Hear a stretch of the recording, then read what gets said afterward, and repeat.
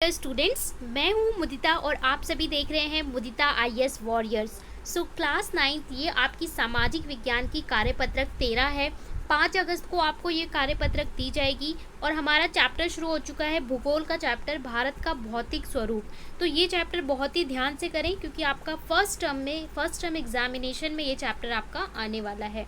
तो आज हम पढ़ेंगे भारत के उत्तरी मैदान के बारे में। तो उत्तरी मैदान वाला क्षेत्र अगर आप भारत के नक्शे में देखेंगे तो देखिए ये आपका कौन सी दिशा होती है, उत्तर, ये दक्षिण, ये पूरब और ये पश्चिम।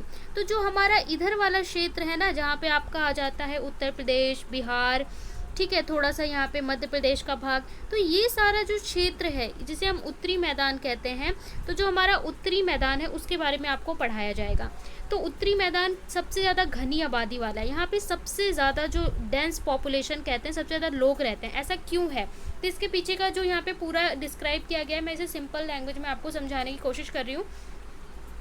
यहाँ पे क्या है कि जो नदियाँ हैं, हमारी मुख्य नदियाँ हैं, सिंधु नदी, गंगा नदी और ब्रह्मपुत्र, और इनकी सहायक नदियाँ इसी क्षेत्र से होके गुजरती हैं, जिसके कारण यहाँ पे देखिए सब किसी भी जगह में आप क्यों रहेंगे, किसी भी जगह में लोग क्यों रहेंगे, वहाँ की जलवायु अच्छी हो तो जलवायु वहाँ की अच्छी है। दूसरा सेकंड थिंग है कि नदियाँ यहाँ से निकलती हैं तो मृदा अच्छी है, खेती की अच्छी तरीके से हो पाती है, किसान यहाँ पर सही तरीके से फसल उगा पाते हैं। इसके कारण जब फसल अच्छी उगेगी तो यहाँ पे कारखाने भी लग पाएंगे, काम भी हो पाएगा। तो इस कारण से यहाँ पे जब रोजगार रहेगा तो लोग भी यहाँ पे ज़्यादा बसे हैं, तो इसी कारण से यहाँ पे आबादी जो है घनी है। वही चीज़ आपको यहाँ पे बोल रहे हैं कि इसका निर्माण प्रमुख नदियों सिंधु, गंगा, ब्रह्मपुत्र तथा इनकी सहायक नदियों से हुआ है। जलोढ़ मृदा, जलोढ़ मृदा होता है जो नदियाँ होती हैं अपने साथ बहा के लाती हैं जिस मिट्टी को, बहुत उपजाऊ होती है, इसे जलोढ़ मृदा कहते हैं। 2400 किलोमीटर लंबा, 240 से 320 किलोमीटर चौड़ा है। इसके अलावा यहाँ पे दिखाया हुआ है भरपूर उर्वरता है, समतल भूमि और पानी की पर्याप्त उपलब्धता के कारण यहाँ पे घनी आबादी पाई जाती है, जो मैंने आपको एक्सप्लेन कर दिया। अब यहाँ पे बोल रहे हैं कि मोटे तौर पे उन्हें हम 3 उपभागों में विभाजित कर सकते हैं। ठीक है, हम 3 भाग में इसको विभाजित कर सकते हैं। सबसे पहला आता है पंजाब का मैदान, दूसरा गंगा का मैदान, तीसरा ब्रह्मपुत्र का मैदान। पंजाब का मैदान क्या है? उत्तरी मैदान के पश्चिम भाग को पंजाब के मैदान के नाम से जाना जाता है, जो उसका पश्चिमी छोर होगा। सिंधु और सहायक नदियों के द्वारा लाई जलोढ़ निक्षेपों से बना हुआ है। दोआब, जहाँ पे 2 नदियाँ आके मिलती हैं ना, एक नदी दूसरी नदी जहाँ पे आके मिलती हैं, इसे हम क्या कहते हैं? दोआब। यहाँ पे दोआब बहुत ज़्यादा अधिक संख्या में पाए जाते हैं। कहाँ पे? पंजाब के मैदान में। पंजाब का मैदान, ये आप पंजाब मत समझिए, उत्तरी मैदान को हम 3 भागों में बांट रहे हैं। अब गंगा का मैदान, उत्तरी मैदान का मध्य भाग जो गंगा और उसकी सहायक नदियों के लाई हुई निक्षेपों से बना है। निक्षेप मतलब जो अपने साथ बहा के मिट्टी और उपजाऊ तत्व लाते हैं, उनसे बना हुआ है।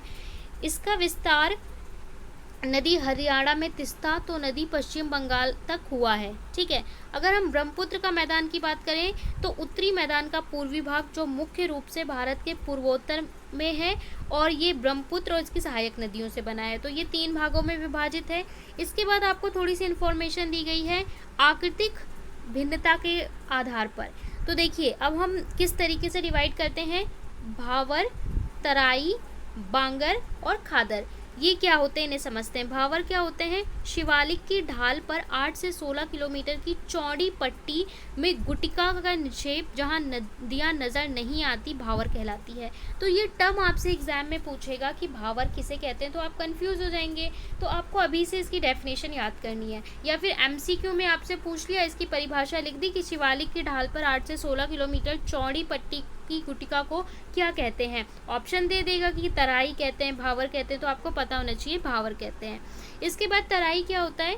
तराई भावर के दक्षिण में उपस्थित नम एवं दलदली क्षेत्र, नदियाँ पुनः निकल आती हैं जो जंगलों से भरा हुआ होता है। मतलब नदियाँ जहाँ से निकल के मैदानी क्षेत्रों में प्रवेश करती हैं, उधर हमारा तराई क्षेत्र बनाता है। और यहाँ पे बहुत ज़्यादा हमेशा नदियाँ यहाँ से निकलती हैं, तो इसलिए यह हमेशा दलदला होता है। दलदला जो कहते हैं ना, जहाँ पे पानी की वजह से बहुत ज़्यादा नमी रहती है, तो ये उपजाऊ होता है, जिसके कारण यहाँ पे बहुत सारे कीट मकोड़े, मच्छर, जानवर यहाँ पे उपस्थित होते हैं। जंगल, इसलिए यहाँ इन क्षेत्रों में घने जंगल या घने वन पाए जाते हैं।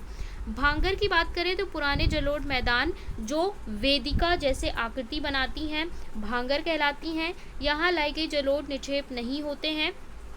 और चूनेदार निक्षेप होते हैं, ठीक है, कंकड़ कहा जाता है जिसे। खादर की हम बात करें तो ये मैदान में लाए गए युवा निक्षेप, जो नई मिट्टी से बना होता है वो हमारा खादर है, जो पुराने से है वो क्या है, भांगर है। तो ये था आज की वर्कशीट। अब प्रश्नों के हल देख लेते हैं। हमारे प्रश्न क्या है, सबसे पहले पूछा है भारत के उत्तरी मैदान के निर्माण में किन नदियों का योगदान है। मैदानी क्षेत्र घनी जनसंख्या वाले क्यों होते हैं, ये मैंने आपको पहले एक्सप्लेन कर दिया। भारत के उत्तरी मैदान का निर्माण कैसे हुआ है, तराई भाग हमारे घने क्यों हैं, और दिल्ली में स्थित एक खादर वाले इलाके का नाम बताना है। चलिए सॉल्यूशन कर लेते हैं।